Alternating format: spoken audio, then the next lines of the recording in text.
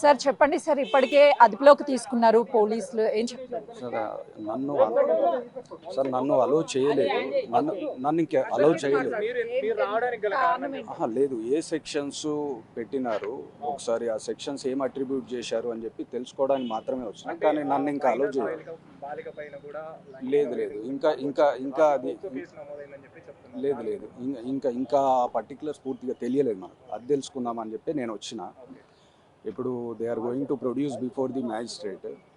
అది ఎంతవరకు వచ్చింది, ఏ సెక్షన్స్ ఉన్నాయి, ఎఫ్ఐఆర్ కాపీ రిసీవ్ చేసుకుందామని వచ్చినా కానీ నన్ను అలో చేయలేదు ఏసీపీ గారు. కొద్దిసేపు నేను వెయిట్ చేయాల్సి వస్తుంది.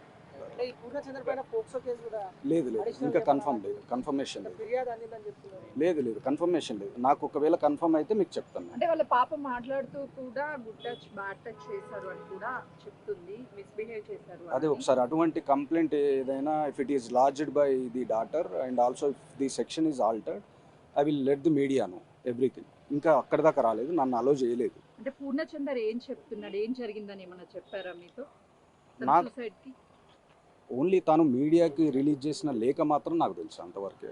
అందులో ఏం జరిగింది డీటెయిల్గా రాశారు అంతవరకే, అంతకు మించి ఇన్స్ట్రక్షన్.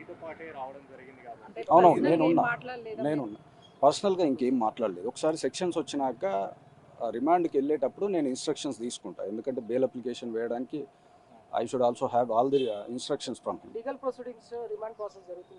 ఇప్పుడు రిమాండ్ జరుగుతుంది, అందుకోసమే సెక్షన్స్ ఏం పెట్టారు ఎఫ్ఐఆర్ కాపీ రిసీవ్ చేసుకోవడానికి వచ్చాను.